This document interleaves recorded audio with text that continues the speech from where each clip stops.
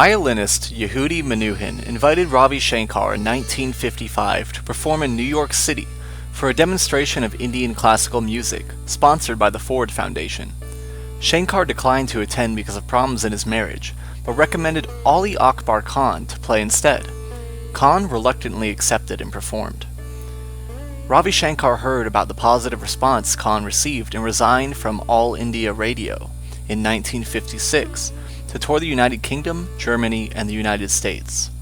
He played for smaller audiences and educated them about Indian music, incorporating ragas from the South Indian Carnatic music in his performances, and recorded his first LP album, Three Ragas in London, released in 1956.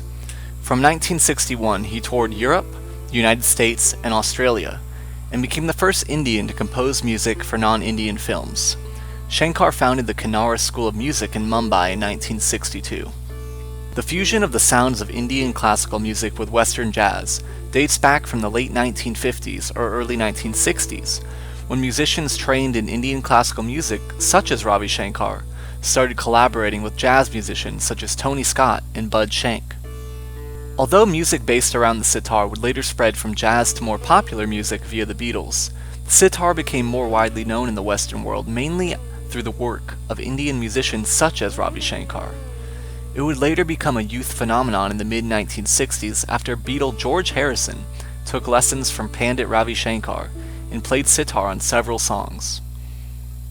During a break in the filming of the Beatles' second movie, Help, Harrison picked up a sitar left on the set as a prop and attempted to play it. This is the beginning of his interest in sitar. During the Beatles' American tour in August 1965, Harrison's friend David Crosby of the Byrds introduced him to Indian classical music and the work of sitar maestro Ravi Shankar. Harrison described Shankar as the first person who ever impressed me in my life, and he was the only person who didn't try to impress me. Harrison became fascinated with the sitar and immersed himself in Indian music. In June 1966, George Harrison met Ravi Shankar at the home of Mrs. Angadi of the Asian Music Circle, asked to be a student, and was accepted. On July 6, Harrison traveled to India to buy a sitar from Ricky Ram and Sons in New Delhi. Lavazoli described Harrison's playing on the Revolver track Love You Too as an astonishing improvement over Norwegian Wood, and the most accomplished performance on sitar by any rock musician. In September, he returned to India to study sitar with Shankar. He initially stayed in Bombay, then moved to a houseboat on a remote lake where Shankar taught him for 6 weeks. George Harrison played on the Beatles' songs Norwegian Wood, Love You Too, and Within You Without You, recorded between 1965 and 1967. The Beatles' association with the sitar helped popularize Indian classical music among Western youth. That same year, Brian Jones of the Rolling Stones used a sitar on Paint It Black. These and other examples marked a trend of featuring the instrument in pop songs, which Shankar later described as the Great Sitar Explosion.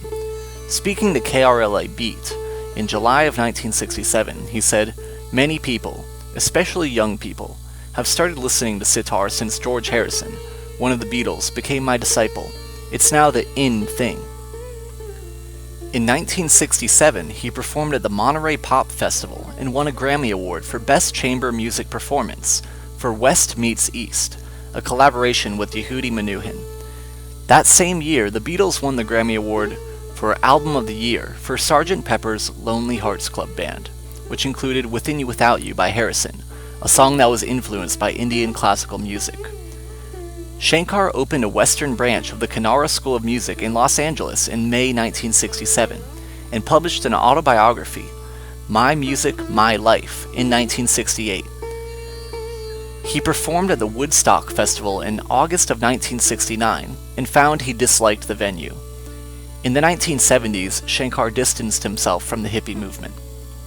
The Concert for Bangladesh was the collective name for 2 benefit concerts organized by former Beatles lead guitarist George Harrison and Indian master Ravi Shankar. The concerts were held at 2:30 and 8 p.m. on Sunday, August 1st, 1971, at the Madison Square Garden in New York City.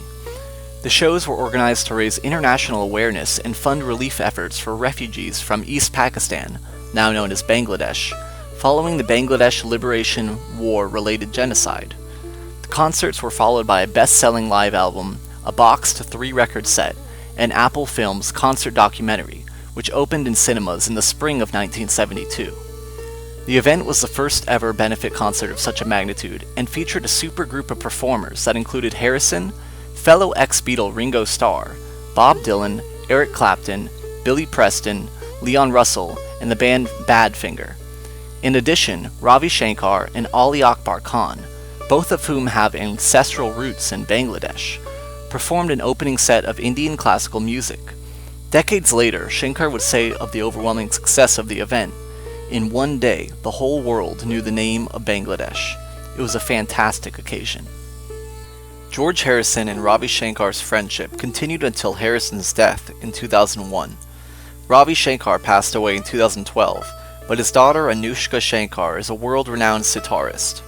The impact of Ravi and George's relationship has completely affected the musical culture of the world and allowed for two seemingly different musical cultures to interact, leading to the discovery of Indian classical music and the sitar by the Western world.